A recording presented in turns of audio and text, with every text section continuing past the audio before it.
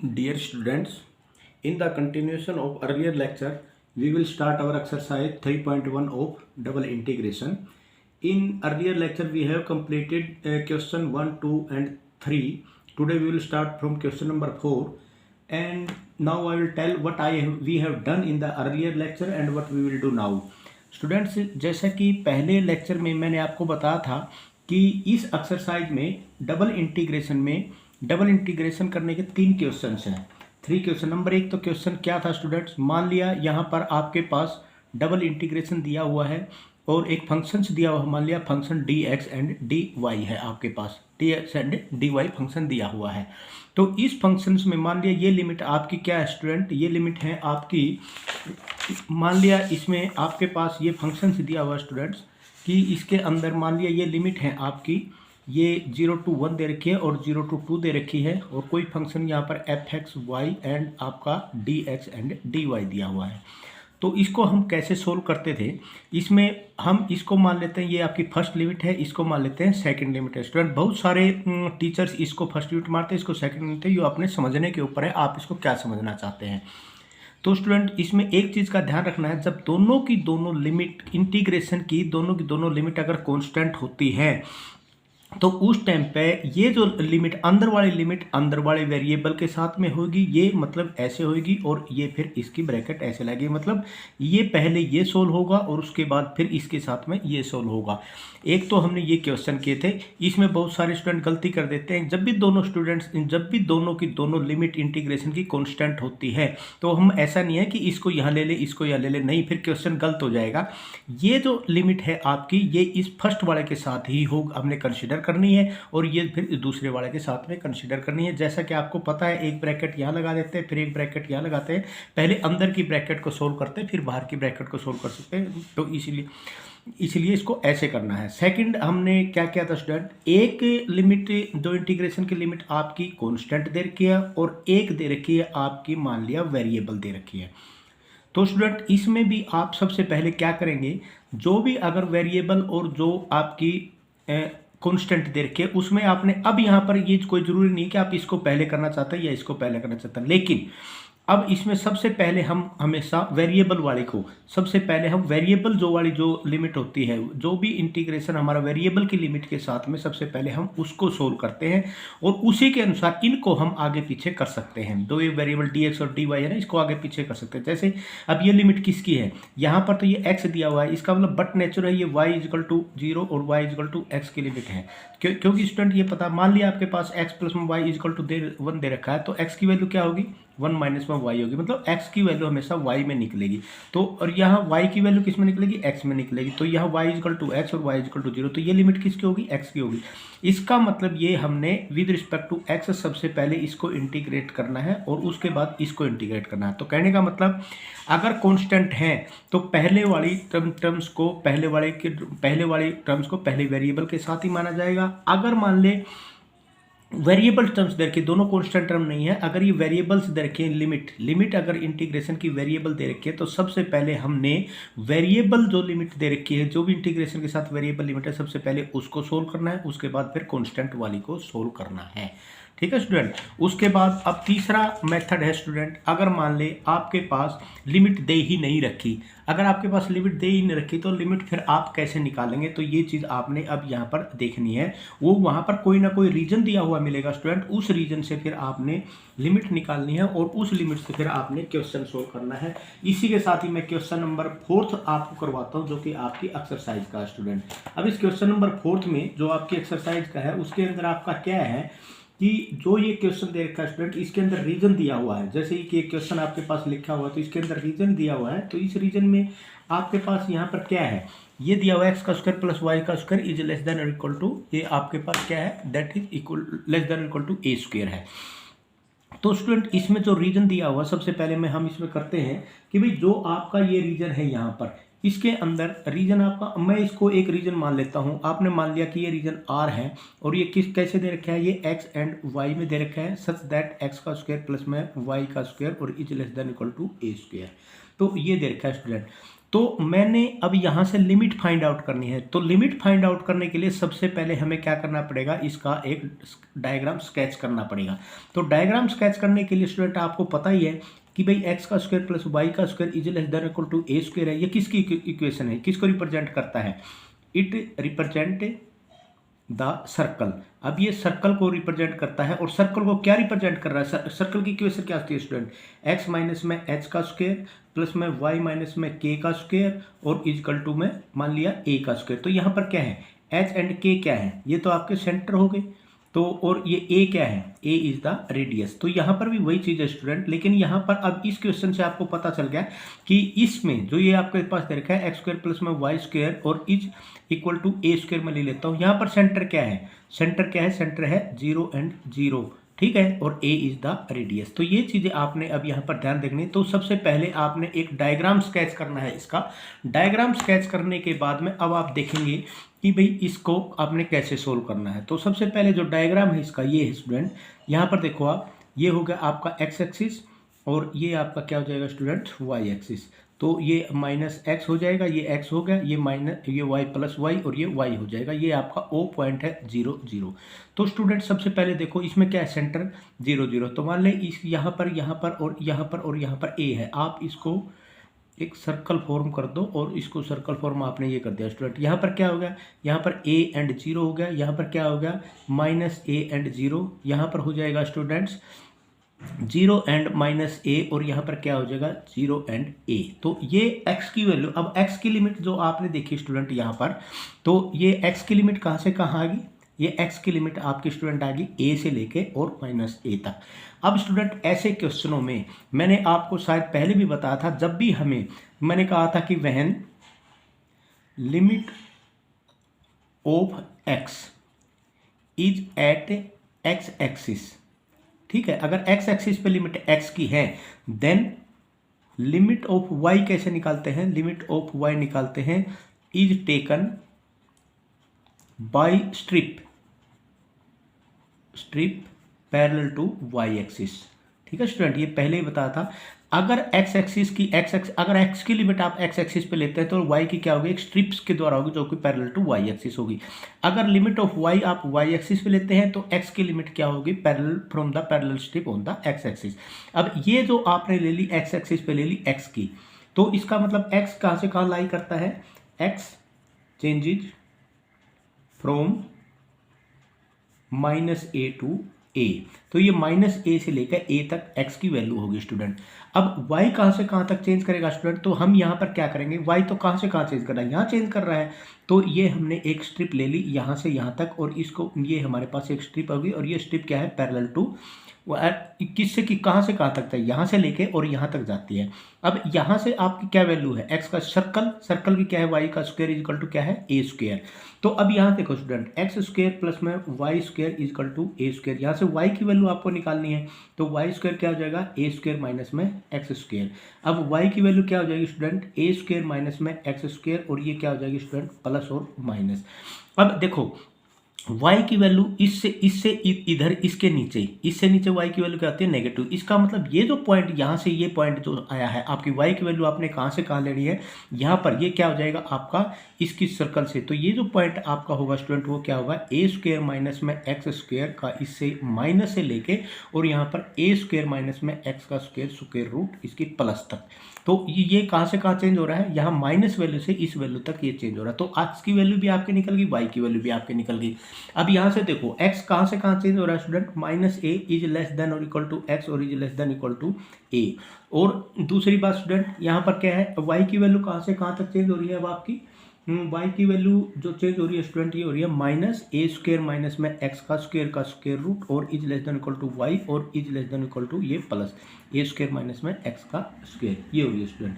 तो इसका मतलब अब x की वैल्यू भी आपकी निकल गई, y की वैल्यू लिमिट x की लिमिट भी निकल गई, y की लिमिट भी निकल गई। तो मेरा कहने का मतलब यहाँ था स्टूडेंट, जब भी आपको कोई भी अगर रीजन दिया हुआ है, इस रीजन को आपने चेंज कर लिया और इस रीजन को आपने चेंज करने के बाद में आपने जो ये रीजन चेंज किया है, इस रीजन के जो ये रीजन है ना स्टूडेंट, इस रीजन के अंदर आपने लिमिट फाइंड आउट कर ली। जो ये रीजन दिया था इसके अंदर आपने लिमिट फाइंड आउट कर ली, और लिमिट आपने क्या होगी, एक तो ये आपने इसके अंदर स्ट्रिप, एक तो एक्स एक्सिस पे तो ये होगा -a to a, और उसके बाद स्ट्रिप बना लिया आपने वाई एक्सिस के पैरेलल, और वाई एक्सिस के पैरेलल स्ट्रिप बनाने के बाद फिर आपने देखना ये स्ट्रिप कहाँ से कहाँ जाती है, नीचे से ऊपर की तरफ हम देखते हैं, और अगर हमने एक्स पे देखनी होती तो लेफ्ट से हम राइट की तरफ देखते हैं। तो ये कुछ चीज़ें होती है जो नोट करने वाली होती हैं। अगर यहाँ से यहाँ देखते हैं तो क्या देखते हैं स्टूडेंट, लेफ्ट टू राइट देखते हैं, और अगर हम इसके लिए देखते हैं तो ये नीचे से ऊपर की तरफ, from down to up side. तो यही होगा। अब आप इसका इंटीग्रेशन निकालेंगे यहाँ से, जो इंटीग्रेशन में अब एक्स की लिमिट आपकी क्या है, हमेशा एक चीज़ का और स्टूडेंट यहाँ पर ध्यान रखना है, जब भी आप लिमिट लिखते हैं इसके ऊपर जो बाहर वाली होती है इसके ऊपर हम यहाँ कॉन्स्टेंट लिमिट रखते हैं। कॉन्स्टेंट लिमिट का मतलब क्या होगा, -a to a, और यहाँ पर क्या हो जाएगा, यहाँ पर हो जाएगा a² माइनस में x का स्क्वायर माइनस, और a² माइनस में x का स्क्वायर, ये प्लस का हो जाएगा, तो यहाँ पर y हो जाएगा, और ये क्या हो जाएगा, dy एंड dx। तो ये तो आपने इसकी लिमिट निकाली स्टूडेंट, मेन चीज़ थी कि इंटीग्रेशन की लिमिट निकालना। वैसे ऐसे क्वेश्चन आपने पहले भी बहुत कर रखे हैं, तो अब लिमिट ही निकालना यहाँ पर मेन था, तो लिमिट आपने निकाली। चलो अब इस क्वेश्चन को आगे सोल्व करते हैं। अब स्टूडेंट इसमें देखो ये जो y है, ये y यहाँ पर क्या है, ओड फंक्शन है, और ओड फंक्शंस में जब भी इसको कोई भी अगर इंटीग्रेशन के अंदर ओड फंक्शन होता है और उसकी लिमिट जो होती है सेम होती है, नीचे माइनस और ऊपर प्लस होती है, तो उसकी वैल्यू क्या हो जाती है, 0 हो जाती है। तो वैसे आपको पता ही है, अब इसका इंटीग्रेशन करोगे तो क्या हो जाएगा, y², और y² करोगे तो यहाँ पर क्या आ जाएगा, a माइनस में x², a² माइनस में x², ये आ जाएगा, और यहाँ पर क्या आ जाएगा, a² प्लस में a² माइनस में x², ये आ जाएगा। अब बट नेचुरल है यहाँ पर, क्योंकि ये स्क्वायर है तो ये भी प्लस का हो जाएगा, स्क्वायर ये स्क्वायर रूट हट जाएगा, और ये भी प्लस का हो जाएगा, स्क्वायर रूट हो जाएगा, तो इसमें से ये माइनस करोगे तो ये 0 हो जाएगा। तो इसलिए इसकी वैल्यू क्या आ जाएगी स्टूडेंट, यहाँ पर अंदर वाले की, तो इसकी वैल्यू आ गई आपकी, इसकी वैल्यू आ गई 0। तो अब आप इसको क्या कर सकते हैं, -a to a 0 dx, तो ये क्या आ जाएगा आपका स्टूडेंट, 0 आ गया।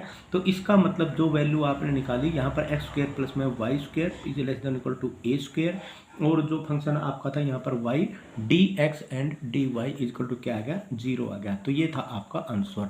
तो यहाँ पर मेरा कहने का मेन मकसद यही था कि पहले वाले जो मैंने स्टूडेंट आपको वीडियो भेजी थी, उस वीडियो और इस वीडियो में यही फर्क था, मैंने वहाँ गलती से ये जो पॉइंट है ना, ये पॉइंट यहाँ ले लिए थे, जबकि ये पॉइंट 0a और 0 -a होंगे। ये स्ट्रिप नहीं लगाई थी, स्ट्रिप लगाने के बाद ही आप उसकी लिमिट निकाल सकते हैं। तो यही चीज़ आपने ध्यान रखना। स्ट्रिप लगाने का तरीका ये होता है, एक बार फिर बता देता हूँ। अगर आप x की वैल्यू या लिमिट ऑफ x अगर आप x एक्सिस पे लेते हैं तो y की वैल्यू स्ट्रिप के द्वारा निकालनी पड़ेगी, parallel to y axis strip लेके। अगर आप y की वैल्यू y एक्सिस पे लेते हैं तो x की वैल्यू निकालने के लिए आपको स्ट्रिप बनानी पड़ेगी पैरेलल टू x एक्सिस। ये चीज़ का आपने ध्यान देना है स्टूडेंट। तो यही था यहाँ पर मेन जो चेंजिंग थी आपकी इस क्वेश्चन में। और अब हम यहाँ पर एक नेक्स्ट क्वेश्चन हम करते हैं स्टूडेंट, जो कि आपका क्वेश्चन नंबर 6 है। और 6th क्वेश्चन का वो थर्ड क्वेश्चन नंबर 6 का 5th का क्वेश्चन नंबर 5th का थर्ड क्वेश्चन स्टूडेंट। ये है आपका क्वेश्चन नंबर 5th, और क्वेश्चन नंबर 5th का ये थर्ड पार्ट है। वैसे तो इसमें सारे के सारे क्वेश्चन बिल्कुल एक जैसे ही है स्टूडेंट। इसमें ये देखो, इसमें जो क्या दे रखा है, double integration x plus y dx dy where r is the region bounded by y is equal to x² and y is equal to x। बहुत ही सिंपल क्वेश्चन है स्टूडेंट। अब आपका रीजन की क्या दे रखा है, ये आपको देखो यहाँ पर दे रखा है, region is bounded by y is equal to x² and y is equal to x। अब स्टूडेंट ये आपको पता ही है कि भाई y is equal to x² क्या होता है, ये एक पैराबोला होता है स्टूडेंट। और पैराबोला में आपको पता है, जब भी पैराबोला की इक्वेशंस आप निकालते हैं, मान लीजिए यहाँ पर अगर ये दे रखा है, अगर अब आपको पैराबोला बनाने का तरीका पता भी होगा स्टूडेंट। मान लिया y का स्क्वायर 4ax हो सकता है, y का square is equal to minus में 4ax हो सकता है, x square is equal to 4ay हो सकता है, और x square is equal to -4ay हो सकता है। तो स्टूडेंट इसमें क्या होता है कि एक तो तरफ तो स्क्वायर होता है, एक तरफ ये बगैर स्क्वायर की क्वांटिटी होती है। तो जो भी बगैर स्क्वायर की क्वांटिटी होती है, जैसे ये x है बगैर स्क्वायर का, अगर ये क्वांटिटी यहाँ पर x है तो इसका मतलब जो आप पैराबोला बनाते हैं वो आपका x एक्सिस के ऊपर बनेगा। ठीक है।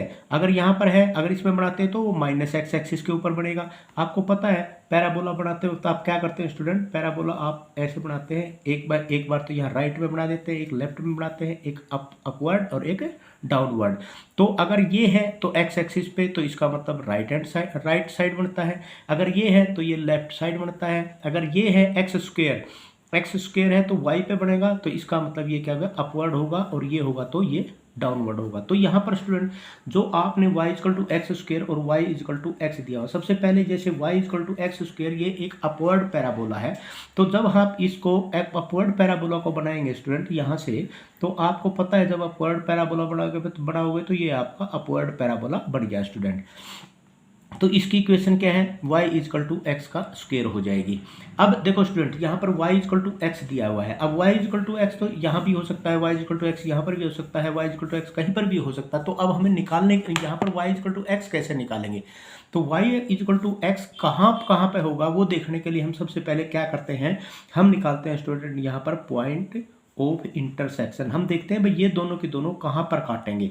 अगर ये दोनों के दोनों पॉइंट ऑफ इंटरसेक्शन काटेंगे तो ये वैल्यू उठा के इसमें रख दो या ये वैल्यू इसमें रख दो, एक ही बात है। y की जगह इसमें x रख दो, मान लिया x is equal to x square, तो क्या हो जाएगा एक्स स्क्वेयर माइनस में x इजिकल टू क्या हो जाएगा स्टूडेंट 0।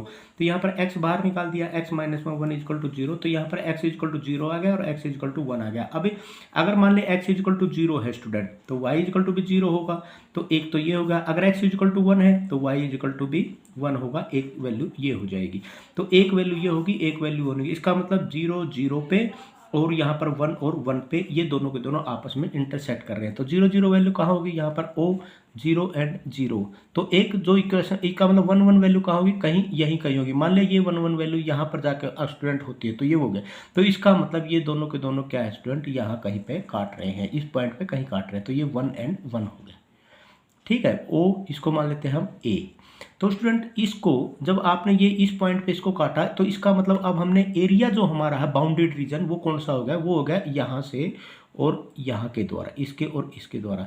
देखो स्टूडेंट आप ये भी कह सकते हैं कि भाई एरिया तो ये भी है और एरिया तो ये भी है, लेकिन हम हमेशा ध्यान रखते हैं स्टूडेंट, जब भी हम लोअर से, हमेशा मैंने बताया था पहले भी, लोअर से अपर की तरफ काउंट करते हैं। जब लोअर से अपर की तरफ काउंट करते हैं तो यहाँ से यहाँ जाएंगे, और यहाँ क्या है, यहाँ से यहाँ नहीं जाएंगे। यहाँ अब देखो, अब मैं अगला जो चीज़ बताने जा रहा हूँ आपको वो ये है, अब यहाँ पर जो पॉइंट ऑफ इंटरसेक्शन आपने लिमिट निकाली। अब ये क्या था यहाँ, क्योंकि हमारा मेन काम क्या था यहाँ पर लिमिट निकालना। तो यहाँ जो चीज़ है स्टूडेंट, अब आपने इसमें क्वेश्चन में ये आपने लिमिट यहाँ से स्टूडेंट निकाल ली, तो इसमें जो चीज़ आपने मेन चीज़ जो देखने वाली थी वो यहाँ पर ये थी स्टूडेंट कि भाई आपकी जो लिमिट है वो यहाँ पर निकल गई। अब हम इसको इंटीग्रेट करेंगे। अब लिमिट आपकी किस किस के बीच में लाई करता है, सबसे पहले तो स्टूडेंट आप देखो यहाँ पर, अब हमने देखना है सबसे पहले लिमिट। अब एक्स की लिमिट अगर हम, हमारी मर्जी है, अगर हम x की लिमिट लेना चाहते हैं यहाँ पे सबसे पहले x एक्सिस, x की लिमिट यहाँ से स्टार्ट किए तो x एक्सिस के ऊपर हमने ले ली, तो यहाँ से यहाँ तक क्या पॉइंट हो गया, 1 हो गया। तो ये 1 है और ये 0 है स्टूडेंट। ठीक है, तो x एक्सिस पे हमने x की लिमिट क्या कहाँ से ले ली, एट x एक्सिस। ठीक है, और अब y की लिमिट क्या होगी, y की लिमिट क्या होगी, एक स्ट्रिप लेनी पड़ेगी आपने, strip parallel to y axis. तो और वो पैरेलल टू वाई एक्सिस लेने के लिए आपने क्या करना पड़ेगा, ये यहाँ से यहाँ पर लेनी पड़ेगी स्टूडेंट, ये हो गया आपके, ये स्टिप लेनी पड़ेगी। तो इसका मतलब x की जो लिमिट है वो कहाँ से यहाँ तक है, अगर x एक्सिस पे लेते हैं। अच्छा एक बात और स्टूडेंट, ये कोई जरूरी नहीं, आपकी मर्जी है। अगर आप सबसे पहले y एक्सिस पे लिमिट लेते हैं, मान लो y से यहाँ तक, कहाँ तक है, यहाँ तक है, तो यहाँ से y 0 to 1 हो जाएगा। फिर उसके बाद हमने x की लिमिट क्या लेंगे, पैरेलल टू x एक्सिस। तो फिर स्ट्रिप आप ऐसे बना सकते थे, तो मर्जी है आपकी, आप जैसे चाहो कर सकते हो। तो x एक्सिस की लिमिट आपने ले ली, कहाँ से कहाँ तक है, 0। तो आप कह सकते हैं x चेंजेज, x कहाँ से कहाँ चेंज कर रहा है स्टूडेंट, यहाँ पर x changes from 0 to 1 and जो y changes from y is equal to x square to y is equal to x। तो हमने ये ली है ना यहाँ पर, तो जो इस फिगर में अब हमने y की लिमिट कहाँ से कहाँ होगी, तो इस से लेकर हम लोअर से ऊपर जाते हैं, तो इस से क्या होगा, ऊपर की तरफ जाएंगे। ठीक है स्टूडेंट, इससे ये जो कर्व है इससे ऊपर की तरफ जाएंगे। अब कोई कहे कि भाई यहाँ भी जा सकते हैं, लेकिन यहाँ तो हम इससे नीचे की तरफ आ रहे हैं, तो ये गलत हो जाएगा स्टूडेंट, ये लिमिट हम नहीं लेंगे, यहाँ से ऊपर की तरफ जाएंगे तो हमारा जो क्लोज्ड कर्व है वो ये होगा। तो रीजन आपका यही रीजन है, ये है आपका रीजन स्टूडेंट, ये सारा का सारा इसके अंदर जो है वो है आपका रीजन। इस रीजन में आपने एरिया फाइंड आउट करना है। तो अब यहाँ पर देखो स्टूडेंट, x की लिमिट तो क्या होगी 0 to 1, और y की लिमिट क्या हो जाएगी आपकी x स्क्वायर से लेके x तक हो जाएगी। और यहाँ पर आप इसको लिख सकते हो आप एक्स स्क्वायर वाई और प्लस में एक्स वाई का स्क्वायर। तो ये आप यहाँ से कर सकते हैं स्टूडेंट, क्योंकि यहाँ पर ये था ना एक्स स्क्वायर वाई प्लस में एक्स वाई का स्क्वायर, इसको आप करके इसको सोल्व कर सकते हैं। अब स्टूडेंट यहाँ पर ये आपका क्या आ जाएगा, यहाँ पर आ गया d x and d y. अब तो ये आपके लिए बहुत इजी हो जाएगा। सबसे पहले इसको देखो, क्योंकि ये किसकी लिमिट है, y की है, तो y is equal to and y is equal to, तो विद रिस्पेक्ट टू y करेंगे, तो इसको विद रिस्पेक्ट टू y करने के लिए सबसे पहले आप क्या कर लेंगे, तो 0 to 1, तो यहाँ पर क्या हो जाएगा x square to x square y plus में एक्स वाई स्क्वायर, और यहाँ पर क्या हो जाएगा डी वाई, और ये हो जाएगा डी एक्स। तो इसका मतलब सबसे पहले हम वेरिएबल लिमिट को सोल्व करते हैं, ये चीज़ का ध्यान रखना है। सबसे पहले हम वेरिएबल लिमिट को सोल्व करेंगे, तो सबसे पहले इसको करेंगे, और ये किसके विद रिस्पेक्ट टू आएगा, वाई के। तो यहाँ पर देखो 0 to 1, इसको इंटीग्रेट करोगे तो क्या हो जाएगा एक्स स्क्वायर। हाँ, एक चीज़ का ध्यान देना स्टूडेंट, अब हम with respect to y integrate कर रहे हैं तो एक्स विल बी कॉन्स्टेंट, अगर हम with respect to x integrate करते हैं तो वाई विल बी कॉन्स्टेंट, ये आपको पता होना चाहिए, ये इंटीग्रेशन में ऐसे होता है। तो अब हम with respect to y integrate करते हैं तो x विल बी कांस्टेंट, तो एक्स स्क्वायर इंटू में वाई स्क्वायर डिवाइड बाई 2 प्लस में एक्स वाई 3 डिवाइड बाई 3, और ये आपका क्या हो जाएगा, ये हो जाएगा जी एक्स स्क्वायर टू एक्स। ठीक है स्टूडेंट, तो ये चीज़ का आपने अब यहाँ पर ध्यान देना है। तो इसको आप अब यहाँ पर क्या आ गया, ये आ गया डी एक्स। ठीक है, अब इसको सोल्व करेंगे तो ये आ जाएगा 0 to 1, इसको सोल्व करेंगे तो यहाँ पर क्या आ जाएगा एक्स स्क्वायर, यहाँ पर एक्स स्क्वायर करेंगे तो क्या हो जाएगा एक्स की 4, और यहाँ पर क्या हो जाएगा 2 प्लस में, अब यहाँ पर करेंगे तो एक्स की 3 एक्स की 4, यहाँ पर हो जाएगा एक्स की 4/3, और अब यहाँ पर माइनस में यहाँ पर एक्स स्क्वायर करेंगे तो यहाँ पर क्या आ जाएगा एक्स की 4 और एक्स की 2, एक्स की 6/2, और यहाँ पर करेंगे तो 6 और 1 7, तो यहाँ पर हो जाएगा माइनस में एक्स की 7/3। ठीक है स्टूडेंट, तो ये आ गया अब यहाँ आपका। तो इसमें अब आप ये आपकी वैल्यू आ गई यहाँ से एक्स की 4/2। अब इसको आप दोनों, ये एक्स की 4 है, एक्स की 4 है, तो इसको आप कर सकते हैं यहाँ पर। तो ये आपका क्या हो जाएगा स्टूडेंट, एलसीएम आ गया 6 आ गया, 2 3 जा 5/6 एक्स की 6, तो यहाँ पर 2 3 जा 3 2 जा 5, यहाँ पर आ जाएगा 0 to 1, तो यहाँ पर आ जाएगा 5/6 एक्स की पावर 4, और माइनस में एक्स की पावर 6 डिवाइड बाई 2, और माइनस में एक्स की 7/3, और ये आपका हो जाएगा स्टूडेंट्स डी वाई।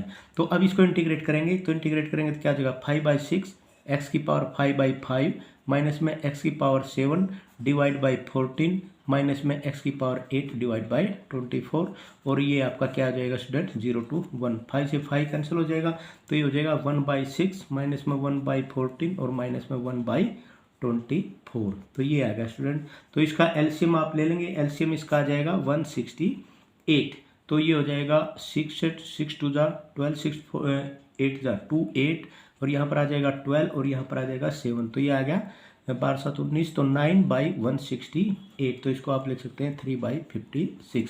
तो ये आंसर आ गया स्टूडेंट, आंसर इसकी वैल्यू मतलब 3/656। जो यूनिट एरिया जो यूनिट है, तो यह यूनिट एरिया आ गया आपका यूनिट एरिया। तो इसका जो मतलब कहने का मतलब है, जो ये area close by y is equal to x और वाई इजकल टू एक्स के स्क्वायर के बीच का जो ये एरिया है ना स्टूडेंट, ये एरिया आपका 3/56 स्क्वायर यूनिट आया। स्क्वायर ये आपका क्या आएगा स्क्वायर यूनिट, क्योंकि एरिया हमेशा स्क्वायर यूनिट में होता है, तो आप इसको निकाल सकते हैं। ये जो एरिया है आपका स्क्वायर यूनिट में इसका आ गया स्टूडेंट। तो स्टूडेंट ये था आपका इसका क्वेश्चन। अब स्टूडेंट इसके आगे हम जो अगले क्वेश्चन करेंगे वो अगले क्वेश्चन हम जैकोबियन मेथड से, इसको हम डबल इंटीग्रेशन को स्टूडेंट जैकोबियन मेथड से भी कर सकते हैं। जैसा कि मैंने पहले भी आपको बताया था कि कोई भी क्वेश्चन अगर मतलब जैकोबियन, जब मैंने मेथड आपको करा था ना स्टूडेंट, उसमें आपको बताया था कि जैकोबियन मेथड से भी हम डबल इंटीग्रेशन कर सकते हैं, तो उसका यूज बताया था उस टाइम पे। तो अब हम अगले क्वेश्चन जैकोबियन मेथड से करेंगे। अगर इस अभी तक कुछ चीज़ नहीं समझ में आए तो आप मेरे से पूछ सकते हैं, समझ सकते हैं। Thank you very much.